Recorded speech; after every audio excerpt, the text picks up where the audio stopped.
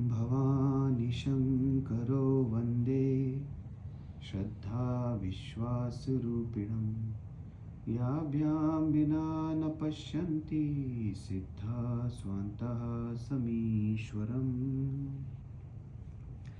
एक बार हम लोगों ने पहले डिस्कस किया था कि 3 तरीके के जीव बताए गए हैं, विषयी, साधक, सिद्ध सयाने और त्रिविध जीव जग वेद बखाने। तो विषयी वो व्यक्ति है जो अपनी लाइफ में हर सुख बाहर से अटेन करने की कोशिश कर रहा है। तबीयत खराब हुई तो मेडिसिन का सहारा पकड़ा। अगर दिमाग में सुख और दुख लग रहा है क्योंकि बाहर से सामान आने पे सुख है और जाने पे दुख है। ऐसे ही जो मान सम्मान मिलने पे सुख मिलता है, किसी ने गाली दे दी दुख मिलता है। और ऐसे ही अगर कोई बच्चा आया तो बड़ी खुशी होती है, अगर कोई छोड़ के चला जाता है तो दुख होता है। तो ये जो विषय व्यक्ति है इसका सुख और दुख बाहर के फैक्टर्स के ऊपर डिपेंड करता है। विषय से ऊपर की जो स्टेज है वो है साधक की। साधक को इस बात का पता चल गया है कि मेरे सुख और दुख का संबंध बाहर से नहीं है, ना बाहर की वस्तु से है, ना बाहर के व्यक्ति से है, ना बाहर के सर्कमस्टांसेस से है। उसको ये भी पता है कि ना मैं सर्कमस्टांसेस कंट्रोल कर सकता हूँ, ना मैं व्यक्ति कंट्रोल कर सकता हूँ और ना मैं वस्तु का मेरे जीवन में आना जाना कंट्रोल कर सकता हूँ। लेकिन उसने अपने आप को डिटैच करने का प्रयास करने की कोशिश कर रहा है। तो आज हम बात करते हैं कि साधक की जो लाइफ है एक चैलेंजिंग लाइफ है। हम जब भी किसी भी नई चीज़ को शुरू करते हैं तो उसमें बड़ा डिस्कशन चाहिए होता है, रिपीटिशन चाहिए होता है, एक कंटिन्यूटी चाहिए होती है, because it is very difficult to quash old mindset and start something new with a fresh mindset. ये हर लाइफ में डिफरेंट एरियाज में हम लोग एक्सपीरियंस करते हैं। तो आप लोगों ने वो खेला होगा, जब बच्चे थे हम लोग सांप सीढ़ी का खेल खेलते थे। तो वो 1 से लेकर के 10 तक रोज बने, उसमें सांप है, उसमें सीढ़ी है। तो साधक की लाइफ कुछ ऐसी चलती है कि we progress, then we get some hurdles and then we slide down. बस गेम जीत रहे हैं, 98 97 तक पहुंच गए और वहां पर एक और भाई साहब बैठे हुए हैं, वो काटेंगे और आपको वापस वो 5-7 तक लेकर के आ जाते हैं। तो ये साधक की लाइफ है। और फिर वो कहानी शुरू होती है। तो रामायण में कुछ कैरेक्टर्स आए हैं जिससे हम इन रेफरेंसेस को समझ सकते हैं और हम देख सकते हैं कि कैसे बड़े स्ट्रॉन्ग कैरेक्टर्स भी, उनके लिए भी ये हर्डल्स हैं कि किस तरीके से उन्होंने अपने आप को कंट्रोल किया और कैसे उन हर्डल्स को उन्होंने क्रॉस किया। तो रामायण में एक कैरेक्टर है, उसका नाम है राजा मनु, और जो मनु की पत्नी है वो है माँ शत्रुपा। तो मनु और शत्रुपा ने बड़ी घोर तपस्या करी और भगवान प्रकट हुए, बोले क्या वरदान चाहिए। तो मनु ने बोला कि मुझे आप जैसा एक बेटा मिल जाए। तो भगवान ने बोला कि आप तनय खोजें कहाँ जाई, नृप तब तनय होब में आई। कि मैं अपने जैसा कहाँ खोजने जाऊंगा, नृप तब तनय, मैं खुद ही तुम्हारा बेटा बन करके आ जाता हूँ। और अगले जन्म में राजा मनु जो हैं वो दशरथ बने और जो माँ शत्रुपा हैं वो कौशल्या बनी और उनके घर में भगवान राम, भगवान का जन्म हुआ। तो आप सोचो कितना आइडियल तब होगा उस व्यक्ति का कि जिसके घर में खुद भगवान पैदा होकर के आ रहे हैं। ऐसा नहीं है कि पड़ोसी के घर में आ रहे हैं। हमें पता चल जाए कि पड़ोसी के घर में भगवान पैदा हुए तो ही अपने आप को हम बड़ा भाग्यशाली मानते हैं। पता चल जाए कि मेरे जानने वाला सेलिब्रिटी है तो खुद को भी बड़ा अच्छा लगने लगता है। और सोचो उसके घर में तो खुद ही भगवान आ रहे हैं। तो जो दशरथ हैं, दशरथ का मतलब 10 इंद्रियां जिनके रथी हैं, 10 इंद्रियां जिनके अधीन आ गई हैं। इंद्रियां हम लोगों ने एक बार डिस्कस किया था कि 5 ज्ञानेंद्री, 5 कर्मेंद्री, और जो मन है वो इंद्रियों के अधीन हो जाता है। हम सही और गलत का डिसीजन नहीं ले पाते हैं। हमको पता है कि हमको अनाज कम खाना है, लेकिन ज़बान जो है वो और करती है। मन जो है वो नहीं, अब ये सामान ले लो, अब गाड़ी है, अब घर है, उसी में हमारी इंद्रियां जो है हमारे मन को गवर्न करती हैं। तो दशरथ जो हैं इन्होंने अपनी इंद्रियों को कंट्रोल किया हुआ है। दशरथ के ऑपोजिट कौन है? दशानन, जो इंद्रियों के अधीन हो चुका है। ये दोनों में डिफरेंस है। दशरथ जिसकी इंद्रियां उसके मन के अधीन है और दशानन जिसका मन उसकी इंद्रियों के अधीन है।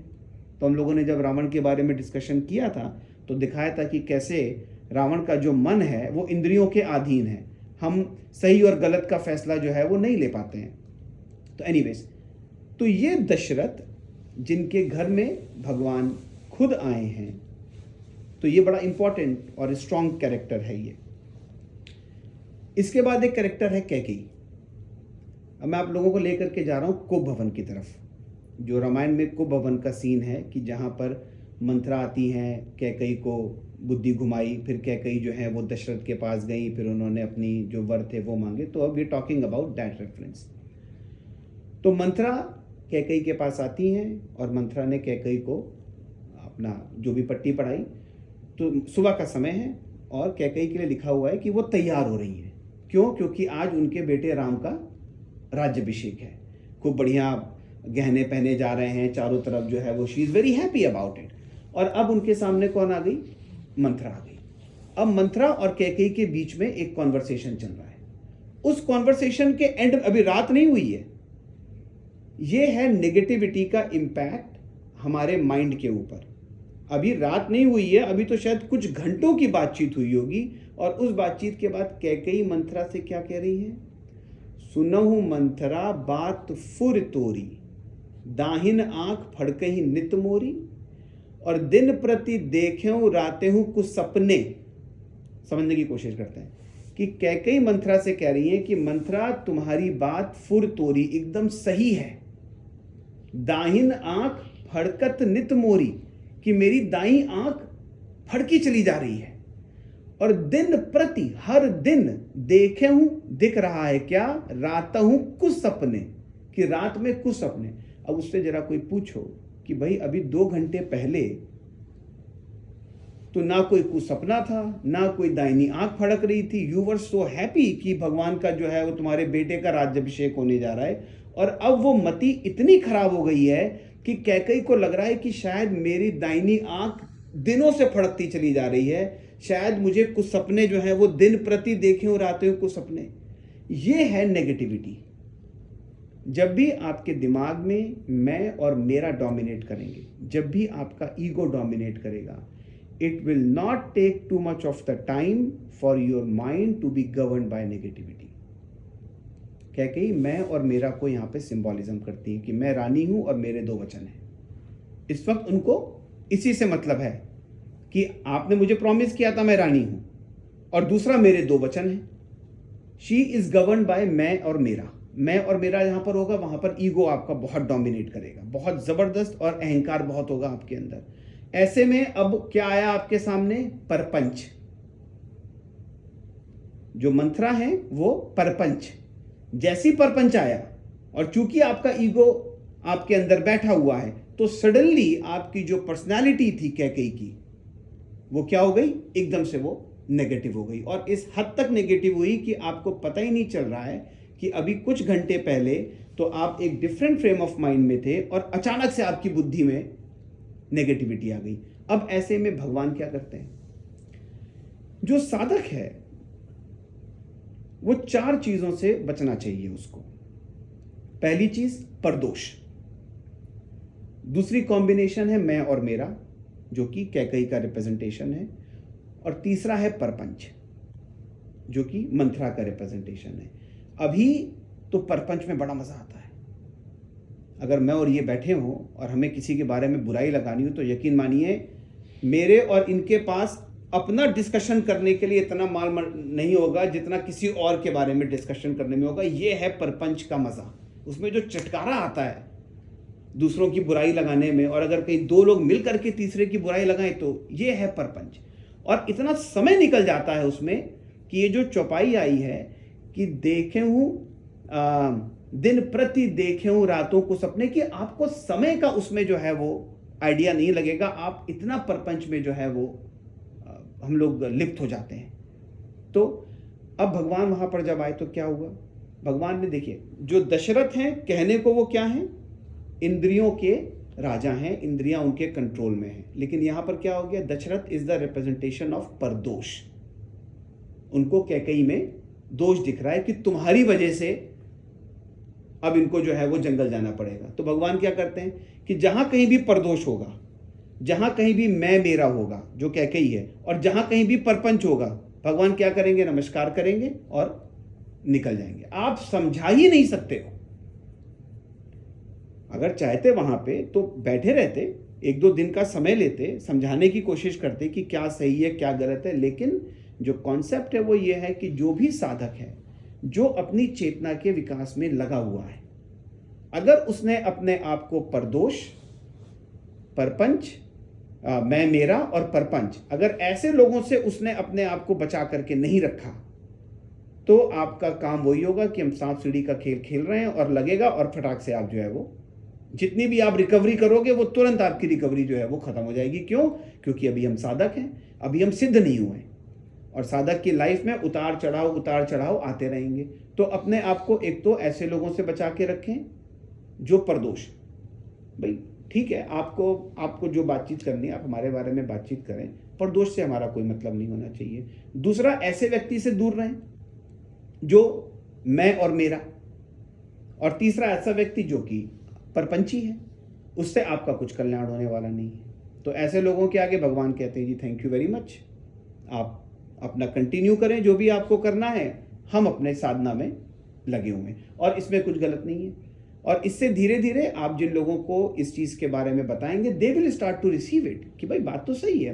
क्यों ज़बरदस्ती का हमको परपंच करना है, क्यों हमको परदोष करना है, क्यों हम इतना अहंकार लेकर के बैठे हुए हैं। और धीरे धीरे आपकी साधना में उतार चढ़ाव चलते रहेंगे। दूसरा एक बड़ा इंपॉर्टेंट कॉन्सेप्ट आया है कि अभी हम लोग बात कर रहे थे कि हम जब भी भगवान के आगे प्रार्थना कर रहे हैं तो अपनी कंडीशन लगाना शुरू कर देते हैं, राइट, कि भगवान ये कर दो, ये कर दो, ये कर दो। तो अभी उस दिन कहाँ बैठे हुए थे, तो वो शाहरुख खान की एक वो पिक्चर है, उसका नाम भूल रहा हूँ, तो उसका डायलॉग था कि किसी भी चीज़ को अगर आप शिद्दत से चाहो तो पूरी कायनात उसको मिलाने में लग जाती है। तो या तो आप किसी वस्तु को शिद्दत से चाहते हो कि भगवान ये वाला घर मिल जाए या ये वाली गाड़ी मिल जाए, या किसी व्यक्ति से आप शिद्दत से चाहते हो, और या फिर परिस्थितियाँ कि भगवान ये सर्कमस्टांसेस ऐसे बन जाएं। तो ये कंडीशन हो गई। तो मुझे बड़ा मज़ा आया उस दिन, तो मैंने कहा क्यों ना इसको थोड़ा सा मॉडिफाई कर दिया जाए कि अगर हमें कुछ शिद्दत से चाहिए तो हम शिद्दत से ये क्यों नहीं चाह सकते कि जो भगवान की मर्जी हो उसमें अपनी एनर्जी को फोकस कर दें। ना मैं रहूं, ना मेरी आरजू रहे, तू रहे और तेरी जुस्तजू रहे। अभी तो हम कंडीशनल हैं कि भगवान ऐसा कर दो, ऐसा कर दो, ऐसा कर दो। अब हम कहते हैं कि आप शिद्दत से चाहो, लेकिन बाहर के व्यक्ति, वस्तु और सर्कमस्टांसेस को शिद्दत से मत चाहो। आप भगवान की प्लानिंग को शिद्दत से चाहना शुरू कर दो कि तुम वो करो जो मेरे लिए अच्छा हो, और इस चीज को मैं शिद्दत से, इस चीज को मैं डेडिकेशन के साथ अपनी लाइफ में भगवान फॉलो करना चाहता हूं। मैं अपना काम कर रहा हूं, लेकिन उसके बाद रिजल्ट मेरे हाथ में नहीं है। तो I am not gonna tell you what is best for me, you tell me what is best for me, and I would like to like that, कि जो तुमने मेरे लिए डिजाइन करके रखा हुआ है। और फिर आप देखेंगे कि धीरे धीरे अगर जो भी सामने से रिजल्ट आएगा उसमें एक न्यूट्रलिटी रहेगी। अगर सामने से कुछ अच्छा आया उसमें भी हम न्यूट्रल रहेंगे, और अगर सामने से कुछ जो हम नहीं चाहते अगर वैसा भी आया तो उसमें भी हम न्यूट्रल रहेंगे। क्योंकि दिमाग में ये बात धीरे धीरे बैठ जाएगी कि जो ऊपर वाला हमारे लिए डिज़ाइन कर रहा है उस चीज़ में हमारी भलाई है। कई बार ऐसा होता है कि शिद्दत से चाहते तो हैं और भगवान कहेगा चलो तुम नहीं मान रहे हो तो ले लो, और कुछ टाइम के बाद रियलाइज होगा कि अरे यार ये चीज़ जो है वो गड़बड़ हो गई, उस वक्त तो समझ में नहीं आ रहा था। तो किसी, और ये होता है, किसी चीज़ को बहुत डाई हार्ड तरीके से हम चाहते हैं तो वो अक्सर पूरी हो भी जाती है वो, but we do not know कि वो पूरा होना लॉन्ग रन के लिए अच्छा था या वो केवल एक छोटे से टाइम के लिए अच्छा था। तो इस चीज़ की प्रैक्टिस अगर हम करें तो मैंने देखा है कि अगर आप निस्वार्थ सेवा में अपने आप को लगाने की कोशिश करें, अगर हम अपना मेडिटेशन बढ़ाएं, तो we will realise that we will start disconnecting from the outer factors and we will start getting in tune with what has been designed for us। और फिर उसमें हमको एक मज़ा आना शुरू हो जाएगा। अच्छा भाई, अगर नुकसान हुआ कुछ तो उसकी भरपाई के लिए जो भी प्रोटोकॉल्स हैं उसको पूरा करें, लेकिन अंदर से आप डिस्कनेक्ट होना शुरू हो जाएंगे। जॉब है, बहुत अच्छी बात है, नहीं है तो आपका जो भी प्रोटोकॉल है आप उसको पूरा करें, लेकिन आप अंदर से डिस्कनेक्ट होना शुरू हो जाएंगे। और फिर आप देखेंगे कि now you are able to take better decisions in life. अभी क्या होता है कि कोई भी खराब परिस्थिति आती है तो हम लोग अपने घुस जाते हैं उस परिस्थिति के अंदर, और फिर हमारे डिसीजंस जो हैं वो बायस होने शुरू हो जाते हैं, क्योंकि we are just trying to work out through that circumstance for that small period of time. लेकिन अगर अपने आप को हम उससे थोड़ा सा अलग कर लें, then we will be able to work out the solutions which are much better and that can exercise for a longer duration of time।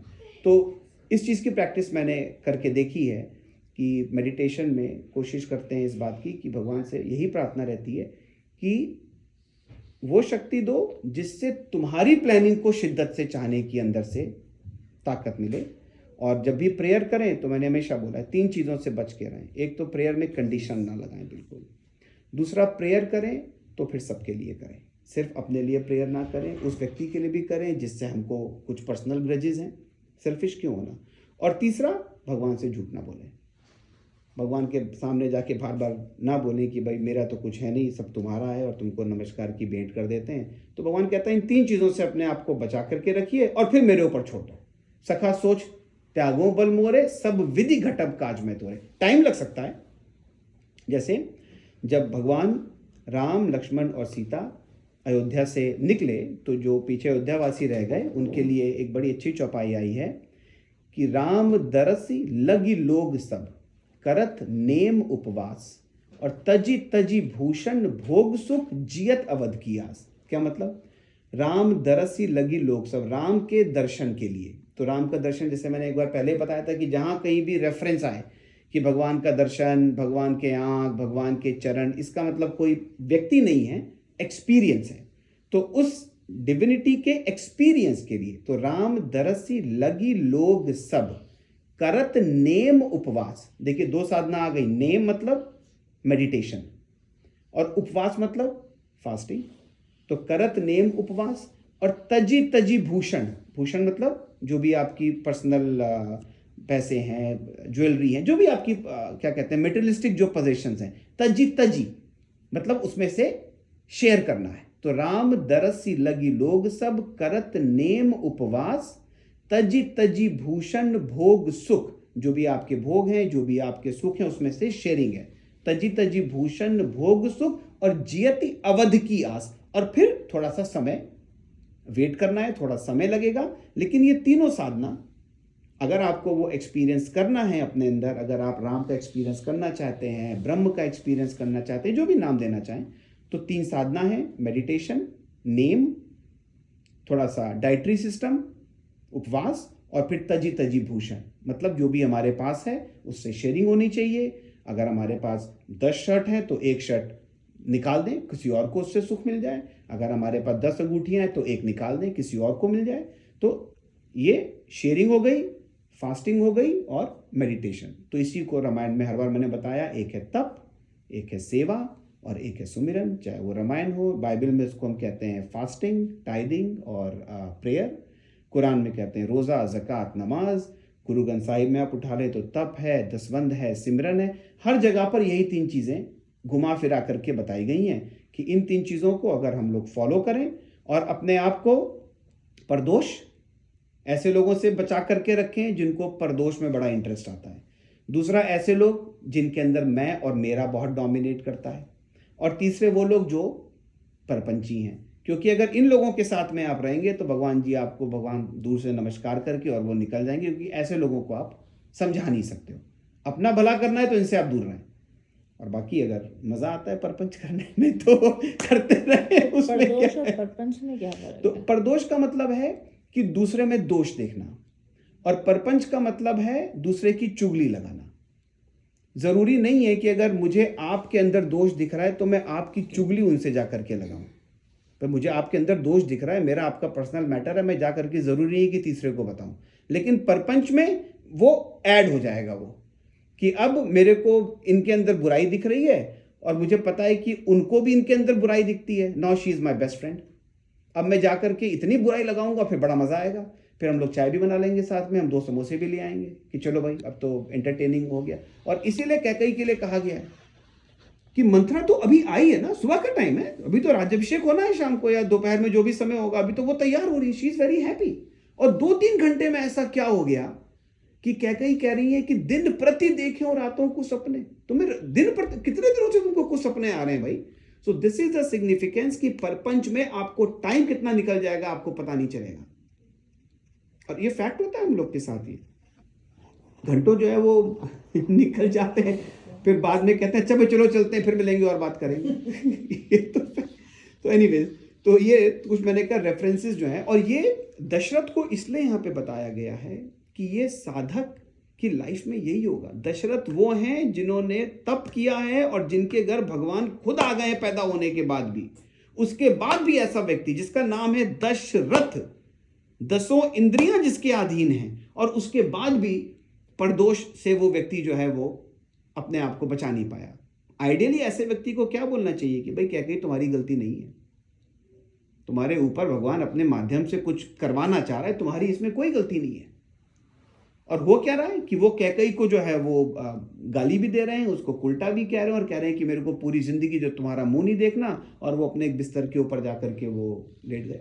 तो कहने की बात यह है कि जब भी आपकी साधना चले और कुछ समय अगर ऐसा निकले कि भाई मेरे को तो किसी के अंदर बुराई दिख नहीं रही है, मेरे को तो कुछ परदोष में मज़ा भी नहीं आ रहा, मैं तो परपंच भी नहीं कर रहा हूँ, बी कॉशियस।